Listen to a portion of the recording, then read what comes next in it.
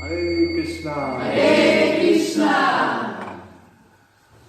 Boa semana de quarentena para todo mundo. Hoje é segunda-feira e as restrições continuam e também a nossa experiência de aprofundamento continua.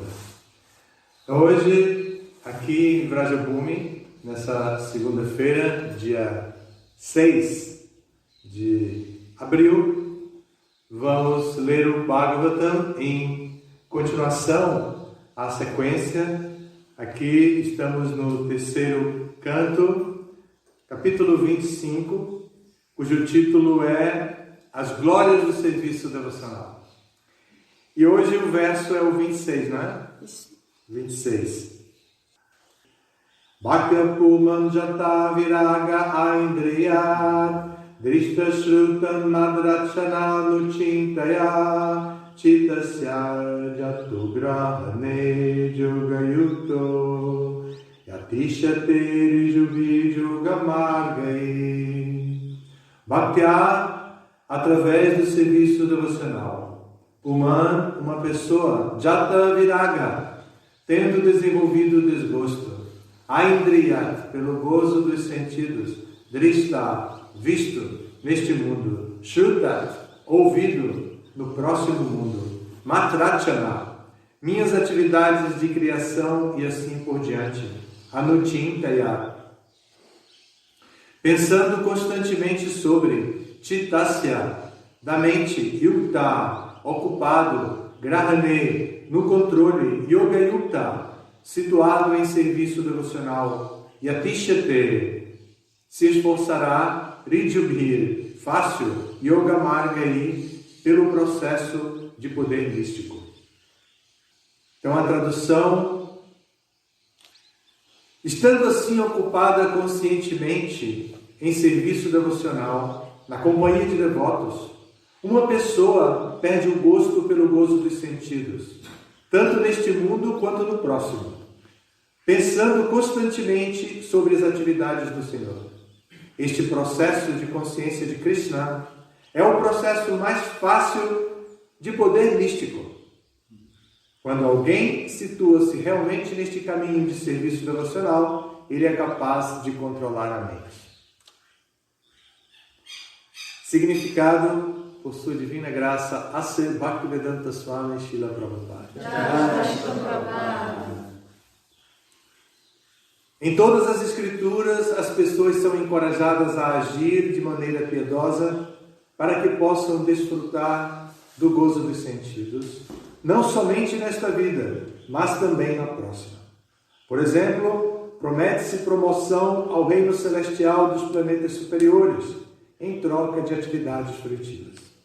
Mas o devoto que se associa com devotos prefere contemplar as atividades do Senhor, como Ele cria este universo, como o mantém, como a criação é dissolvida e como os passatempos do Senhor acontecem no reino espiritual. Há textos completos que descrevem essas atividades do Senhor, especialmente Bhagavad Gita, o Brahma Samhita e o Srimad Bhagavatam. O devoto sincero que se associa com devotos obtém a oportunidade de ouvir e contemplar este tema dos passatempos do Senhor, e o resultado é que ele perde o gosto pela suposta felicidade neste ou naquele mundo, no céu ou em outros planetas. Os devotos estão simplesmente interessados em ser transferidos à associação pessoal com o Senhor.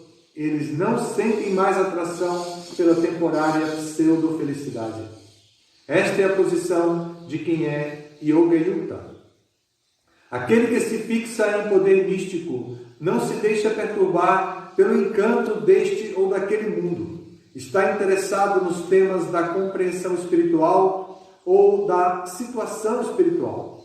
Esta sublime situação alcança-se com muita facilidade pelo processo facílimo de Bhakti Yoga. Rijubhir Yoga Margai. Usa-se aqui uma palavra muito adequada, Rijubhir, ou muito fácil. Há diferentes processos de Yoga Marga para alcançar a perfeição da Yoga, mas este processo, o serviço devocional ao Senhor, é o mais fácil. Não apenas é o processo mais fácil, como também seu resultado é sublime.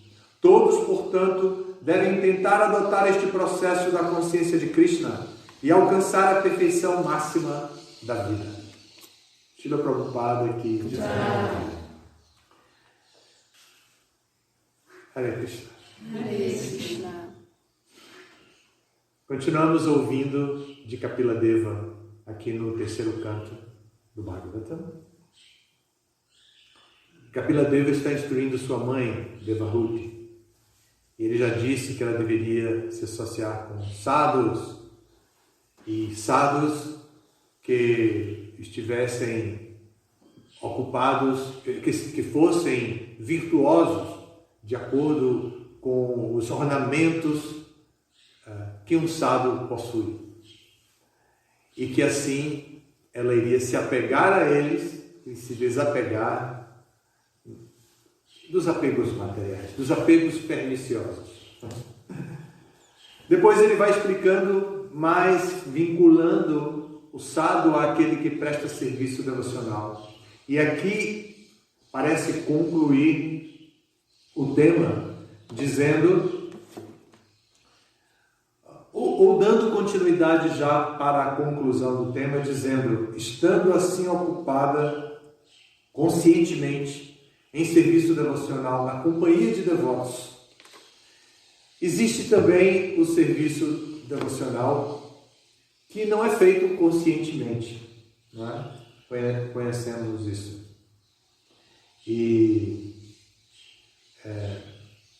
Mas aqui está se falando do serviço devocional em que a pessoa conscientemente se ocupa. Ela se ocupa em serviço devocional de maneira deliberada. Foi ela quem fez a sua escolha. Foi ela quem fez, que fez a opção entre todas as opções de transcendência, ela optou por Bhakti. Porque, de um modo geral, os Vedas apresentam 3 caminhos. O caminho das atividades fruitivas, o caminho do conhecimento filosófico e o caminho de Bhakti. De um modo geral, são essas as 3 divisões. E tem subdivisões dentro desses 3. Bhakti, por exemplo, é o tema da seção Upasana Kanda, que descreve diferentes etapas de Bhakti. E, embora seja possível dizer que Upasana Kanda e Bhakti Kanda são a mesma coisa, o Bhakti é a subseção de Upasana Kanda, a subseção predominante de Upasana Kanda, porque é o tema principal de Upasana Kanda, onde a pessoa está definitivamente desapegada de seu interesse pessoal e quer trabalhar com conhecimento, conscientemente, quer trabalhar para desenvolver devoção pura por Krishna.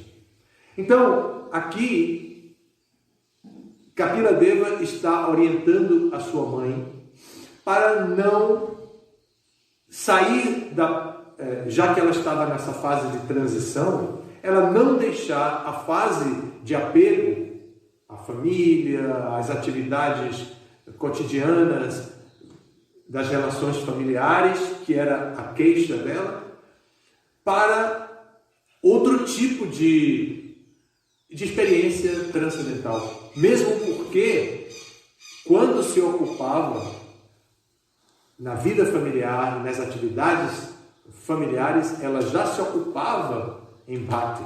Então, ela precisaria estar atenta para isso. Por isso, ele está alertando aqui a inteligência dela. Ele não está simplesmente motivando Devahuti com artifícios para a mente, com artifícios para os sentidos. Ele está estimulando a inteligência de Devahuti. observe que é conscientemente que esses sábios que eu tenho falado se ocupam em serviço devocional. Então eles utilizam da deliberação da sua inteligência. Então esse é o nível atual da conversa de Kapila Deva com Devahuti. Então ele diz que ela deve se ocupar conscientemente em serviço devocional e enfatiza na companhia de devotos. Eu tenho uma rinite antiga e por causa dessas lives muito interessantes, eu fui medicado outro dia à distância por um dos participantes. Ele percebeu a minha rinite, infelizmente, essa situação antissocial assim, e ele então me passou uma medicação. Na verdade, uma medicação natural, um tratamento natural, e também deu um remedinho alopático, mas eu tenho que admitir que ainda não fiz nada. Então eu continuo, só me lembro nessa hora. Desculpem, então, voltando ao tema aqui do Bhagavatam.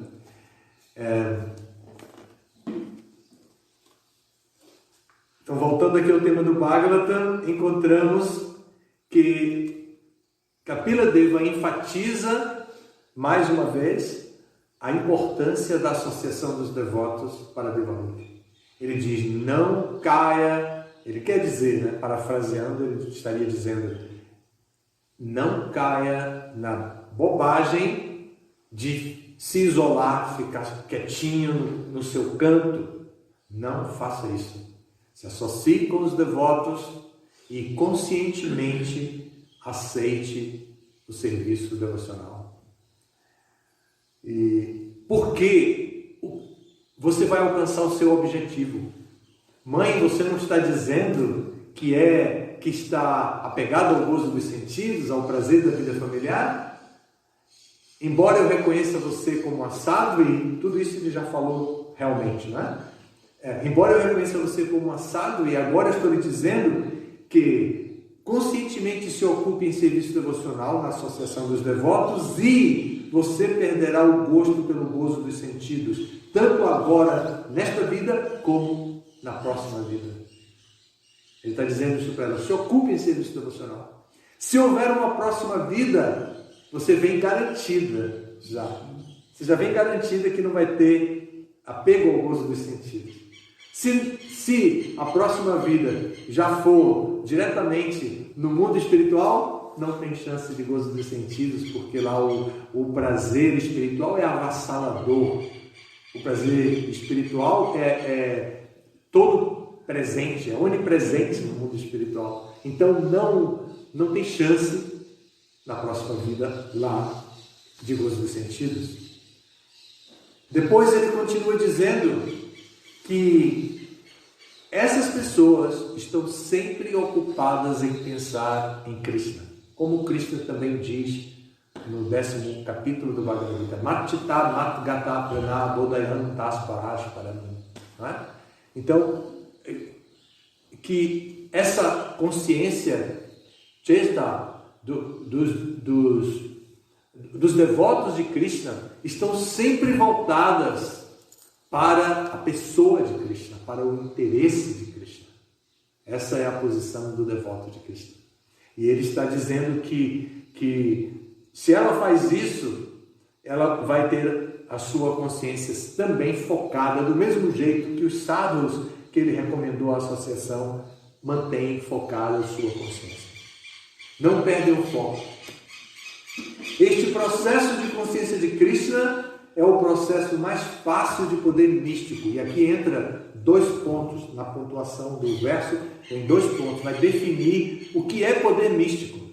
Então, são 2 frases e meia para definir isso, e diz assim: quando alguém situa-se realmente neste caminho do serviço devocional, ele é capaz de controlar a mente. Então, o poder místico aqui é o controle da mente. Não sei se vocês já tinham prestado atenção que isso é um siddhi, um poder místico, controlar a mente.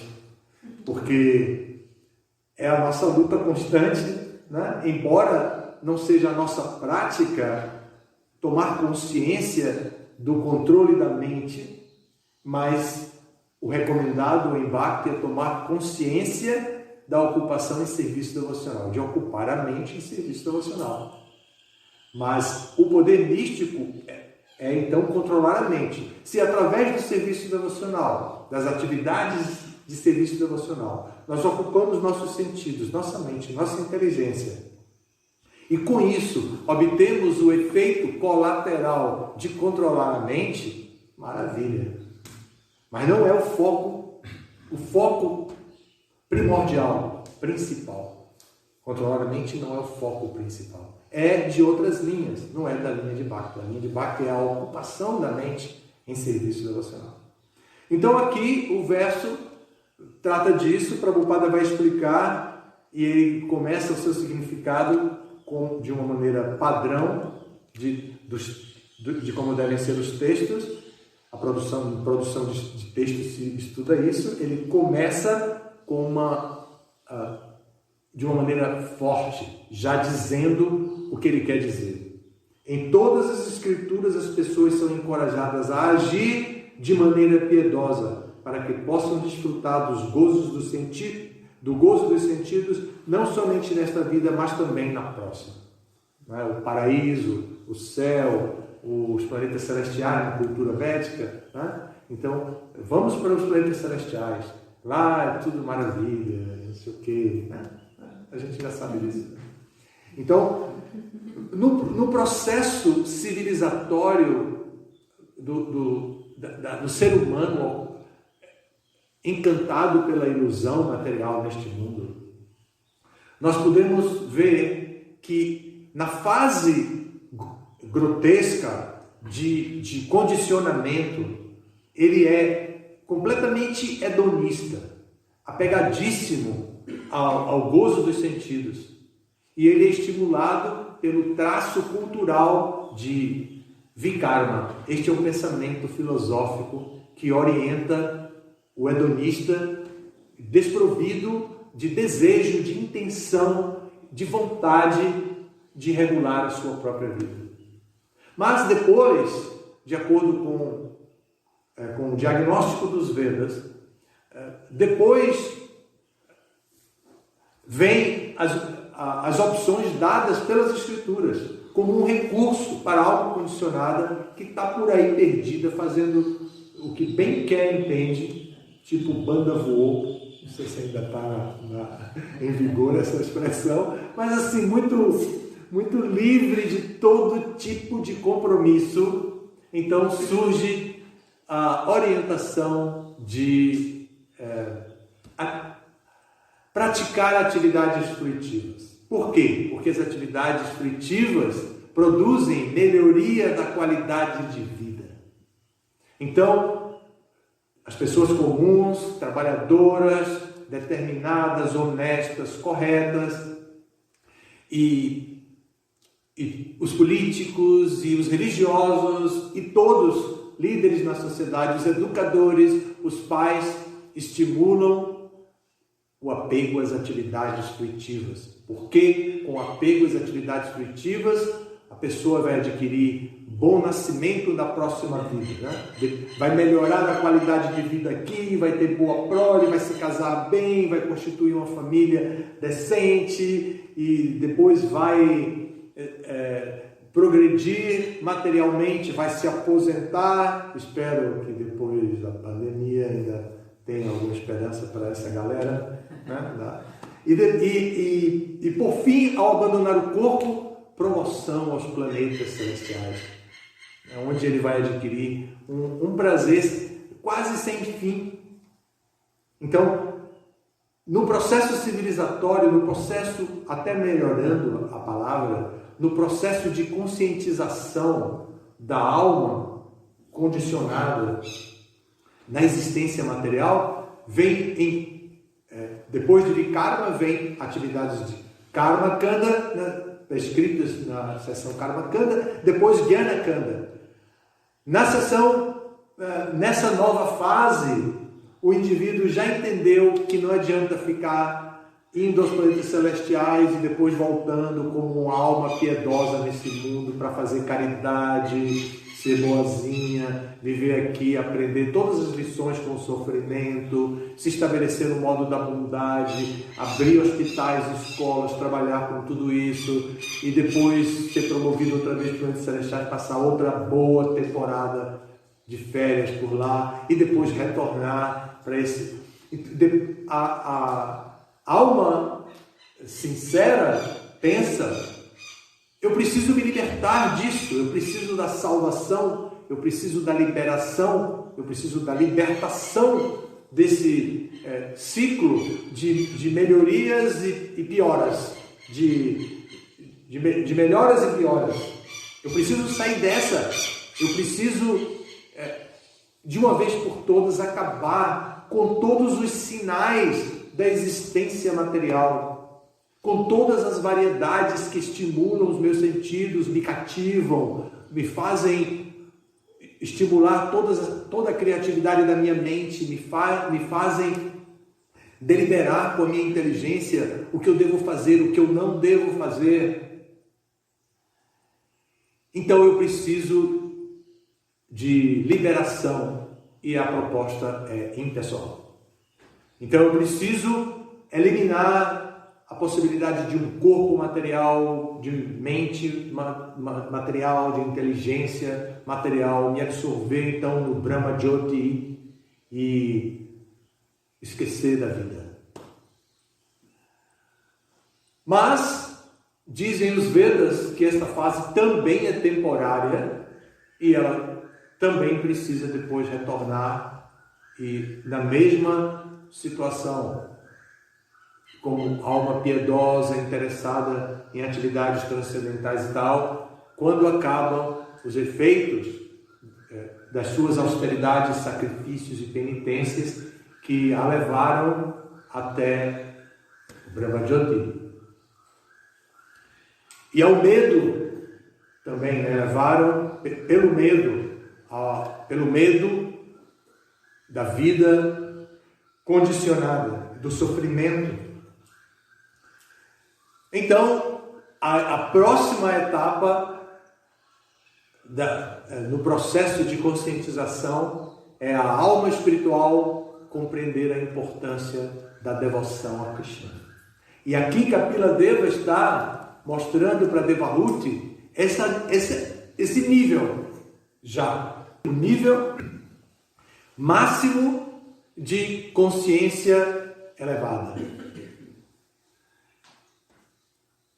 Praticar o serviço devocional conscientemente na associação dos devotos, libertando-se de todo apetite pelo gozo dos sentidos e ocupando a mente sempre nas atividades transcendentais de Krishna, obtendo dessa maneira o siddhi mais cobiçado, que é o controle da mente.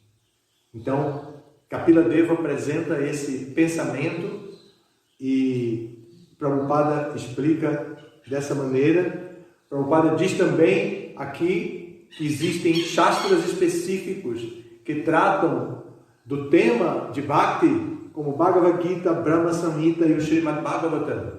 Textos que nos levam a adquirir o conhecimento necessário para transitar no nosso estado condicionado de existência e alcançar, assim, a liberação última, a liberação de onde não há volta.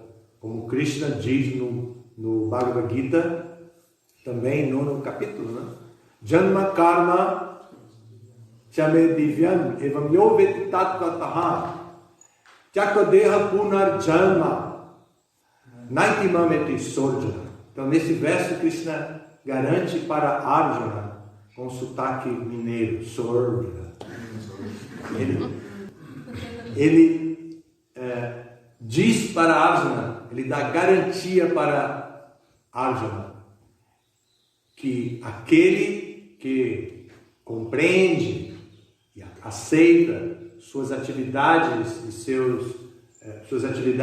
nascimento neste mundo como transcendentais, que qualifica como transcendentais, não volta a nascer nesse mundo.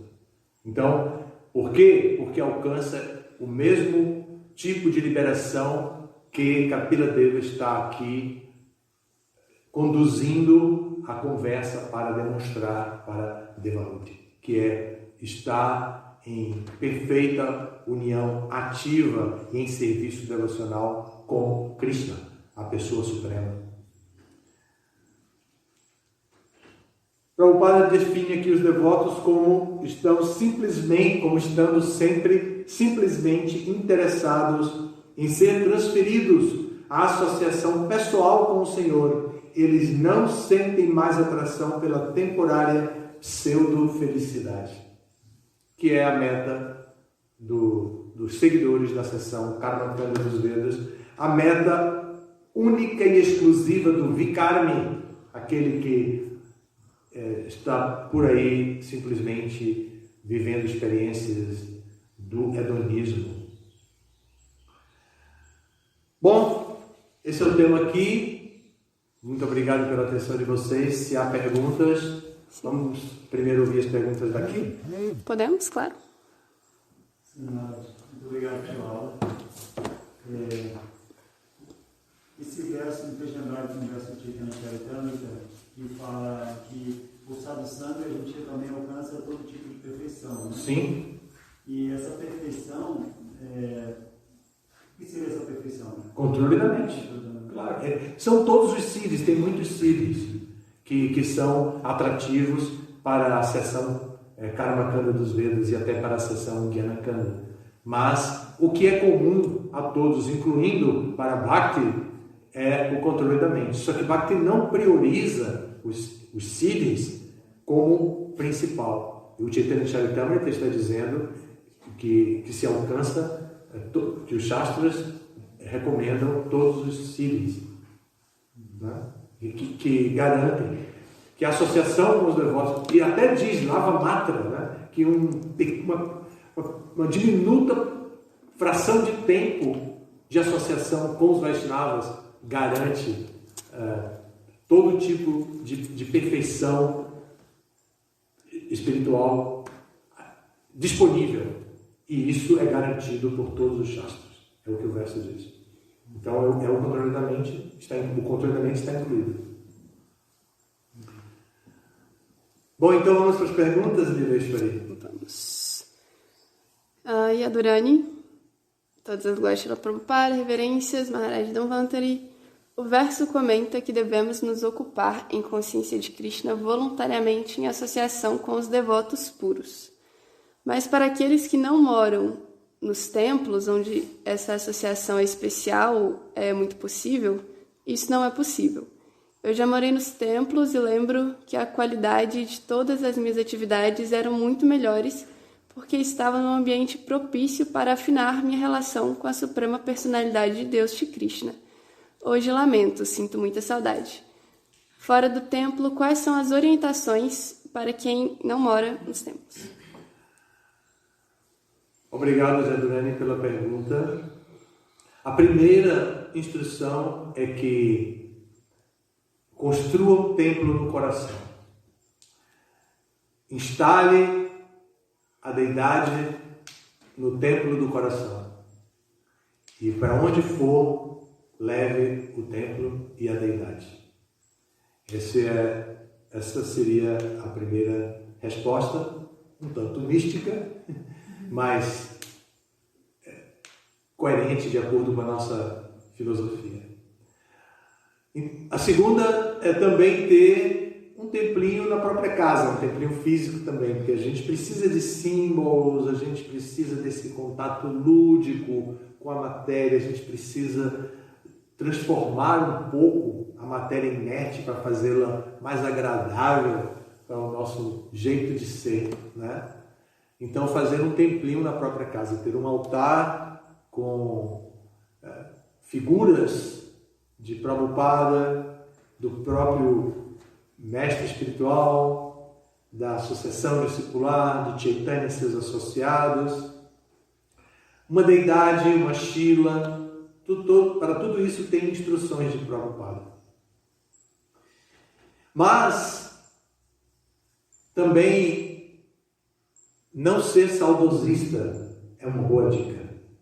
E pensar que o momento presente é o único momento, é a única fase do tempo que é real. O passado já passou. O futuro não se sabe, mas o presente é real.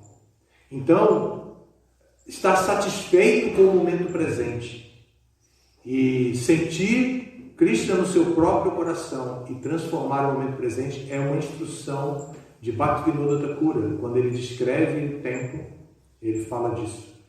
E também podemos ver que não se pode realizar nada no passado nem no futuro. Só se pode realizar algo no momento presente. Então, é a hora de realizar serviço devocional. É a hora de praticar as instruções dadas por Krishna, inclusive por Kapila Deva. E buscar a associação. Agora temos telefone facilmente, celular, temos todo tipo de facilidade para nos associar com os devotos puros. Também seria bom a gente pontuar agora o significado de Prabhupada para devoto puro. Não é? Prabhupada dizia que devoto puro é aquele que está seguindo os princípios, cantando a sua japa no número prescrito da sua iniciação. Esses são os devotos puros. Esse é o conceito de devoto puro por Prabhupada. Então, devemos nos associar com devotos puros, e esses devotos puros não estão apenas no templo, estão também em suas próprias casas. Conheço muitos devotos que vivem em suas próprias casas e são muito estritos, apesar de todas as dificuldades. A próxima pergunta, Gyana Shakti. Minhas reverências, Gurudeva. Como podemos ter a informação que no mundo espiritual temos prazer espiritual ilimitado e ao mesmo tempo pensar que um dia estivemos lá e desejamos estar aqui? Gyana Shakti, saudade de você, ele está em Portugal. Espero que a sua quarentena esteja boa aí com a família. Saudade mesmo, você pode até não acreditar, mas tenho saudade de você. Bom, nossos desejos nos levam de um lado para outro. E Prabhupada nos orientou a compreender o momento presente, entender que no momento presente estamos emaranhados numa rede perigosa que nos limita os movimentos e o trânsito e que precisamos nos libertar disso. Prabhupada diz que é mais importante compreender a necessidade de sair do emaranhamento, que é chamado tecnicamente de karma bandhana pansa, o emaranhamento das nossas próprias atividades fruitivas, os condicionamentos materiais que nós próprios criamos. Ninguém cria para nós mesmos que criamos, são nossas escolhas. E então podemos fazer isso. Esse tema de se estávamos ou não estávamos no mundo espiritual e se de lá viemos ou não viemos, é um tema ainda polêmico, embora já tenha posicionamentos bem definidos. Eu não gostaria de explicar com tanta profundidade, mas também queria dizer que eu não estou explicando porque não gostaria de explicar. Acho que não é agora o momento de explicar sobre isso e criar um novo tema para discussão. Mas eu gostaria mais de lembrar que nós estamos, nesse momento, Gyana Shakti, falando da importância do processo positivo apresentado na nossa vida de acordo com o nível de condicionamento que temos e de acordo com as opções que os Shastras nos dão, Karma, Jnana e Bhakti. Então, esse foi o tema que nós desenvolvemos seguindo o significado de Prabhupada, que é exatamente esse mesmo tema. Obrigado, Gyana Shakti. Hare Krishna. Tem perguntas aí? Maharaj, tem pergunta da Ana Célia, aqui assistindo por São Paulo. Ana Célia. Bom dia, Gurudeva. Gostaria de saber como os devotos devem lidar com as distrações do amor romântico desse mundo, direcionando de forma adequada a Krishna e seus devotos. O amor romântico é uma boa armadilha, né? Porque a gente não é estimulado ao amor comportamental. A gente quer se apaixonar a todo custo. A gente não faz questão de amar. A gente faz questão de se apaixonar.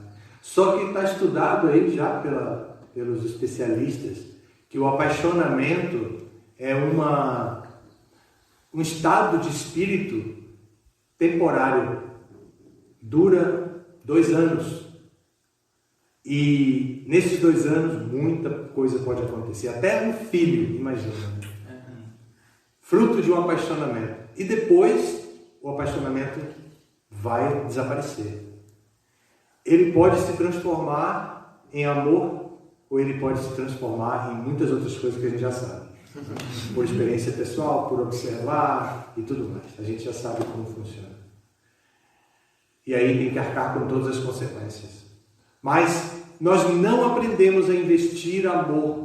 Nós fomos estimulados a pensar que amor é um sentimento. Amor não é um mero sentimento. Indradyumna Maharaj descreve numa conversa dele com Giriraj Maharaj.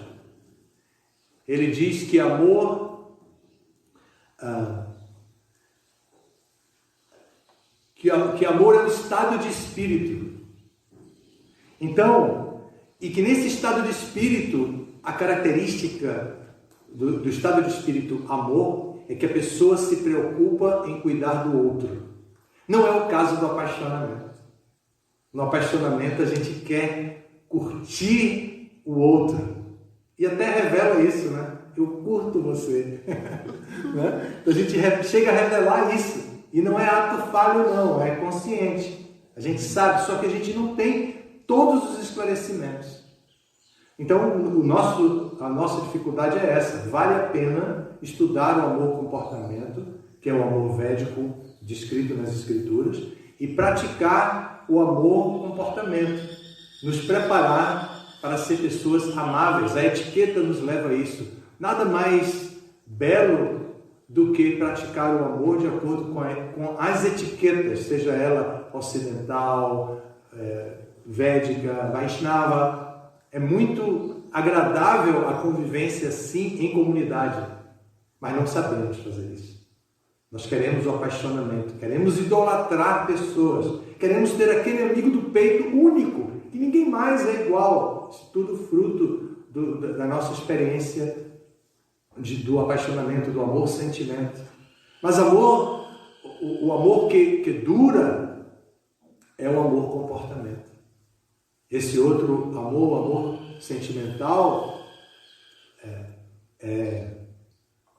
se acaba. Não sei se eu lembro ainda da pergunta, do cerne da pergunta de Ana Célia, mas eu creio que respondi. E qualquer coisa, Ana Célia, vamos conversar. Você tem meus contatos. Chegaram mais 2 perguntas aqui também. Krishna Nogueira. Hare Krishna Maharaj, reverências. Chegando ao Brahma Jyoti, obrigatoriamente retornamos a este planeta, vencida a nossa cota, digamos assim, ou podemos continuar progredindo a partir de lá? Obrigada. É raro, mas pode. É raro continuar progredindo, mas pode. Porque para chegar lá tem que ter ideia fixa. Então, quando a gente tem uma ideia fixa na cabeça, a gente leva até para o Brahma Jyoti. Já pensou, gente? Que coisa, que situação. Então, arejar a mente, arejar com o Shastra, com o cantar do Mahamantra e criar essa atmosfera arejada para a mente é tudo de bom. Ideia fixa e aquela coisa assim neurótica, que é produzida pelas neuroses urbanas, que faz da gente seres unicamente mecânicos, que reproduzem comportamentos sociais simplesmente, que não tem nada de védico, não tem nada de novo, não tem nada de conhecimento transcendental, só repetição do padrão do sistema. Chegar no Brahma Jyoti vai precisar ter essa ideia fixa na cabeça e é difícil seguir adiante. Jorge Macário, minhas reverências, Guru Maharaj. Em Karma Yoga permanece ainda a mentalidade de gozo dos sentidos no devoto. Apesar de ser um estágio para o avanço espiritual, podemos ficar estagnados devido à nossa tendência ao desfrute. O que o Senhor nos recomendaria para conseguirmos nos manter vigilantes, presentes os gunas que nos impulsionam ao desfrute? Karma Yoga é a recomendação de Krishna, é a recomendação primária da seção Pasanakanda dos Vedas. Transformar o apego material em atividade transcendental. Usar o que gosta de fazer para Krishna. Depois a gente vai chegar ao ponto de fazer o que Krishna gosta. Mas primeiro a gente entra nessa, fazer o que a gente gosta para Krishna. A gente gosta de escrever, e aqui tem vários devotos que residem em Rajaguna que gostam de escrever e que escrevem muito bem. Eu sou fã dos textos deles. Nem sempre comento, mas sou fã. Escrevem muito bem. É muito bonito ver textos bem escritos, fluidos, que a gente esquece que está analisando um texto e que entra na viagem. Não é tão simples, não é tão fácil isso, não é tão comum, mesmo entre devotos. Então, podemos ocupar a nossa tendência de escrever, por exemplo, de música. O movimento está cheio de músicos, sempre teve musicistas no movimento, sempre. Professores. A profissão de Brahmana, a vocação de Brahmana foi a mais incompreendida no nosso movimento. Inclusive, em dado momento, o GBC teve que pedir perdão àqueles de natureza brahmânica, por causa da ocupação no aspecto missionário de Krishna, que exigia tanta paixão, e o Brahmana não tinha atração natural pelo modo da paixão. Então ele não sabia fazer Karma Yoga no modo da paixão, ele queria fazer Karma Yoga no modo da bondade, mas não era muito compreendido. O GBC pediu perdão disso. Hoje já tem mais espaço para os brahmanas. Chegou uma última pergunta aqui. Josi Lima. Maharaj, referências. Seria esse amor comportamento uma escolha de vida, um estilo? Agir nas relações amorosamente, mesmo sem ter o sentimento, por escolha, por disciplina? Amor comportamento começa assim, por escolha, por disciplina. O sentimento não é o que define a atividade de uma pessoa que ama por comportamento. Ela ama, mas não é aquele sentimento avassalador que domina ela. É uma atividade de amor. E por isso que diz pessoa amorosa. Essa pessoa amorosa é essa que está trabalhando, que está funcionando em amor comportamento. Muito obrigado a todos vocês de casa e também dos que estão em suas próprias casas, cada um no seu quadrado. Esse foi um comentário de Guru Krishna, vice-presidente de Vrajadama, para as lives de ontem. Ele disse que gostou de saber que eu estava falando para muita gente, cada um no seu quadrado. Hare Krishna, todas as glórias de Srila Prabhupada.